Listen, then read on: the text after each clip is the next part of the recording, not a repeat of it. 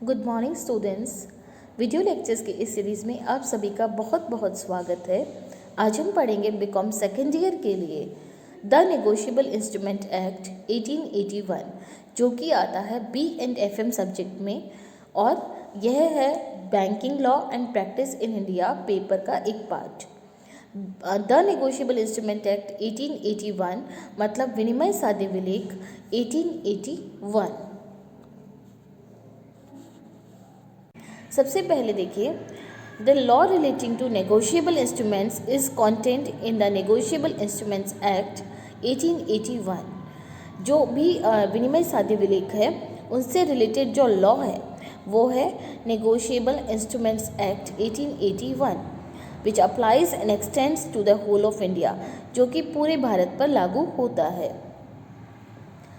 The word negotiable means transferable by delivery. यहाँ पे negotiable का मतलब बार्गेनिंग से नहीं है। नेगोशिएबल का मतलब है कोई भी ऐसा डॉक्यूमेंट जिसको आप किसी और को देकर ट्रांसफ़र कर सकते हैं। And instrument means a written document. Instrument word का यूज़ हम कर रहे हैं कि जो भी हम प्रपत्र की बात कर रहे हैं वो एक रिटन डॉक्यूमेंट होना चाहिए, by which a right is created in favour of some person और पर्सन्स। उस डॉक्यूमेंट में आप किसी भी व्यक्ति या किन्हीं व्यक्तियों के लिए एक राइट क्रिएट करते हैं, एक अधिकार क्रिएट करते हैं। A negotiable instrument is a piece of paper which entitles a person to a certain sum of money and which is transferable from one to another person by a delivery or by endorsement. Negotiable instrument वह piece of paper है, कागज का वह टुकड़ा है जिसपे आप किसी व्यक्ति को एक सर्टेन सम ऑफ मनी मतलब मुद्रा का एक मात्रा देने का वचन देते हैं और जिसे दूसरे व्यक्ति को ट्रांसफ़र किया जा सकता है बाय डिलीवरी या फिर बाय एंडोर्समेंट। आप उसका या तो केवल डिलीवरी देकर भी उसको आप ट्रांसफ़र कर सकते हैं या फिर आपको उसके ऊपर एंडोर्समेंट करना हो सकता है। एग्जाम्पल के लिए promissory notes, cheque, bill of exchange, documents such as railway and ST receipts, dividend warrants, railway bonds payable etc. ये सभी क्या है? नेगोशिएबल इंस्ट्रूमेंट्स हैं। मीन्स यह these are transferable by delivery and these are written format. Characteristics of negotiable instruments. नेगोशिएबल इंस्ट्रूमेंट्स की विशेषताएं पढ़ते हैं। It is a written document. Negotiable instrument कभी भी आप किसी को वर्बली नहीं कह सकते हैं कि हम आपको इतना पैसा देंगे और वो आपका नेगोशिएबल इंस्ट्रूमेंट में काउंट हो, ऐसा नहीं होता है। It is always a written document.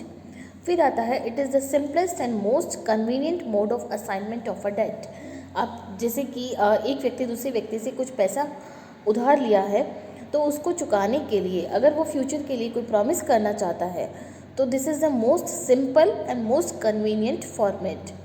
The transferent does not need to give notice to any person at the time of transferring the instrument. जो भी ट्रांसफरर है उसे ट्रांसफ़र करते वक्त कोई भी नोटिस देने की आवश्यकता नहीं होती है। Free transferability and easy negotiability. इसको एक व्यक्ति से दूसरे व्यक्ति में ट्रांसफ़र करना या नेगोशिएट करना बहुत ही ईजी होता है। Title of holder is free from all the defects.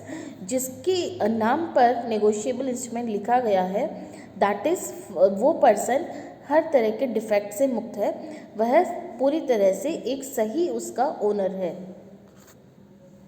Negotiable instrument के टाइप्स अगर हम देखें तो हम इसको 3 कैटेगरीज में डिवाइड करते हैं: negotiable, not negotiable and semi negotiable.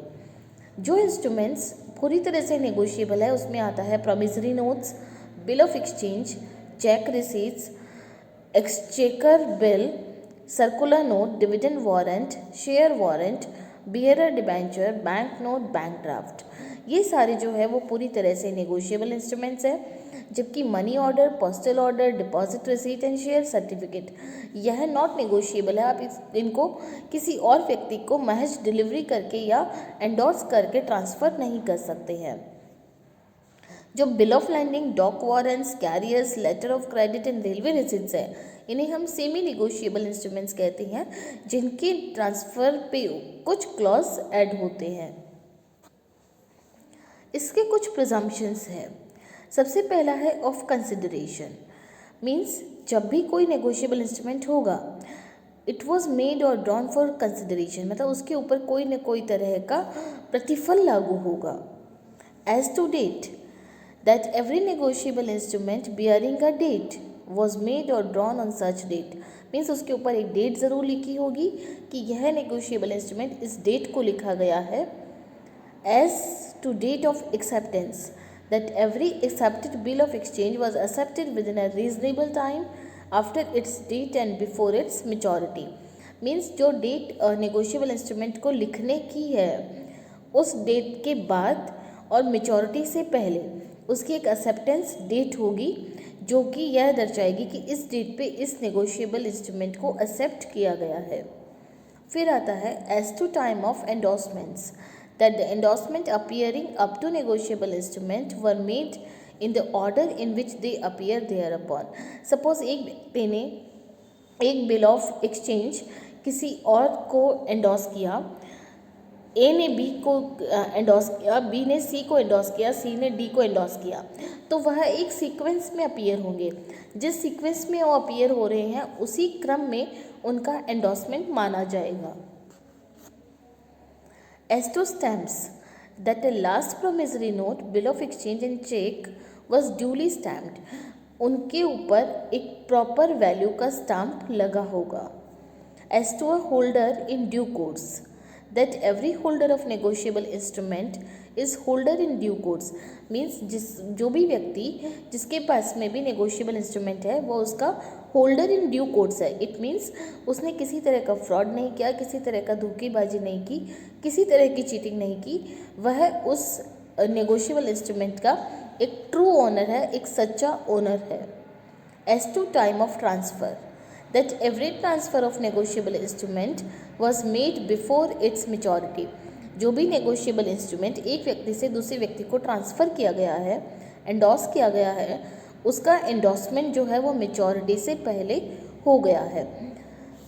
तो दीज आर सर्टेन प्रिजम्पशंस, यह कुछ शर्तें लागू होती है कि नेगोशिएबल इंस्ट्रूमेंट किसी न किसी प्रतिफल के लिए, कंसिडरेशन के लिए है, उसके ऊपर एक डेट लिखी होगी कि यह कब लिखा गया है, एक्सेप्टेंस की डेट मेचोरिटी से पहले और ड्राइंग के बाद की होगी। उसके बाद एंडोर्समेंट जिस क्रम में उसके ऊपर अपीयर हो रहा है, दिखाई दे रहा है, उसी क्रम में उसका एंडोर्समेंट माना जाएगा। फिर आता है कि उसके ऊपर एक प्रॉपर स्टैम्प ड्यूटी के स्टैम्प लगे होंगे। फिर आता है कि जो होल्डर है वो उसका एक ट्रू ओनर है, होल्डर इन ड्यू कोर्स है, एंड जो ट्रांसफ़र है वह मेचोरिटी से पहले किया गया है। So these are certain presumptions.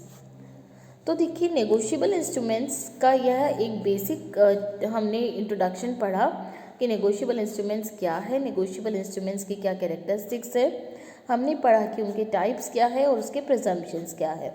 अब हम पढ़ते हैं promissory note.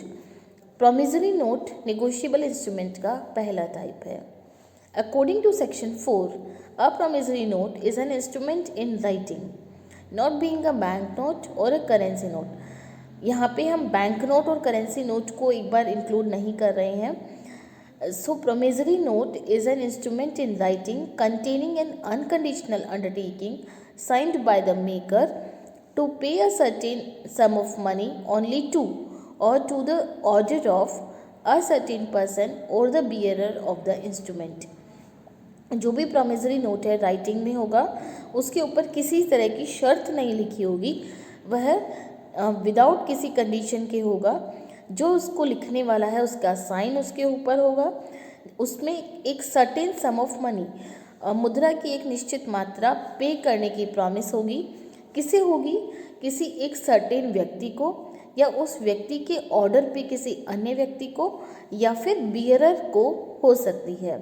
So this is promissory note, जो कि राइटिंग में होगा, अनकंडीशनल होगा, मेकर के साइन होंगे, एक सर्टेन सम ऑफ मनी के लिए होगा, किसी निश्चित व्यक्ति या व्यक्ति के ऑर्डर पे किसी अन्य व्यक्ति को या बियरर को यह पे किया जा सकता है। इसका यह एक सैंपल देखिए आप, इसमें अमाउंट है 50,000, पुणे से लिखा गया है नवंबर 25, 2008 को। इसमें लिखा है 3 months आफ्टर द डेट, जो भी डेट है 25 नवंबर, उसके 3 महीने बाद आई प्रॉमिस टू पे मिस्टर एक्स ऑफ मुंबई के मिस्टर एक्स को और ऑर्डर या फिर एक्स जिसके लिए आदेश करे उसको ऑफ ₹50,000 फॉर वैल्यू रिसीव्ड, मैं 50,000 रुपये देने का वचन देता हूँ। और यह दिया गया है टू मिस्टर, जो भी मिस्टर है, एड्रेस एंड मुंबई, और इसके ऊपर स्टैंप लगा होगा और वाई के सिग्नेचर होंगे। यहाँ पे मिस्टर एक्स को ये दिया जाएगा। So what are essential characteristics of a promissory note? Promissory note a negotiable instrument and it must be in writing. Promissory note एक नेगोशिएबल इंस्ट्रूमेंट है, यह राइटिंग में होना ज़रूरी है। इसमें कोई और बात की प्रॉमिस नहीं है, सिर्फ it is a promise to pay money only. It must be unconditional, किसी तरह की आप शर्त नहीं डाल सकते हैं कि अगर एक्स ऐसा करेगा तो मैं एक्स को पैसा दूंगा। It should be unconditional without any conditional, and undertaking to pay must be unconditional. It must be signed by the maker, जो भी इसका मेकर है, जो ड्रॉअर है, उसके सिग्नेचर इस पर होना चाहिए। Maker of the promissory note must be certain person and the pay must also be certain. Means जो मेकर है, प्रॉमिस मेकर है, उस वो एक सर्टेन पर्सन होना चाहिए। ऐसा नहीं होगा कि हम में से कोई एक, नो, जो इसके लिए लायबल है, जो उत्तरदायी है, वो सर्टेन होना चाहिए, और जिसको पेमेंट किया जाएगा वह भी सर्टेन होना चाहिए। Amount of promissory note must be certain, एक क्लियर अमाउंट उस पर लिखा होना चाहिए, एक निश्चित अमाउंट होना चाहिए। Other formalities like number, date, consideration, place etc. are generally found in promissory note but they are not essential in the law. यह सब चीज़ें जनरली प्रॉमिसरी नोट पे लिखी जाती है, लेकिन यह लॉ के अकॉर्डिंग असेंशियल नहीं है। Promissory note must be properly stamped according to the provisions of Indian stamp act 1899। जो इंडियन स्टैम्प एक्ट है 1899, उसके अंतर्गत प्रॉमिसरी नोट पे एक प्रॉपर स्टैम्प लगा होना चाहिए। So these are essential characteristics of promissory notes. Next video lecture में हम पढ़ेंगे बिल ऑफ एक्सचेंज क्या है, उसके अलावा चेक के बारे में हम पढ़ेंगे, और भी कुछ नेगोशिएबल इंस्ट्रूमेंट्स के बारे में हम पढ़ेंगे। Thank you.